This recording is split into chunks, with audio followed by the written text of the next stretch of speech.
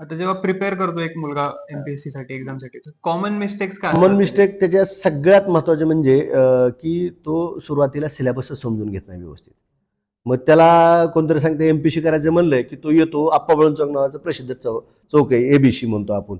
आलं की मग तिथं गेला की दुकानदार वेगवेगळ्या प्रकाशनाची पुस्तक टाकतात, मग ते लगेच विद्यार्थी पुस्तकं घेतो. मग त्याला माहितीच नसते सिलेबस काय आणि कोणती पुस्तकं घ्यायच्यात. मग ही त्याची पहिली मिस्टेक असते, त्याच्या आयुष्यातली पहिली मिस्टेक.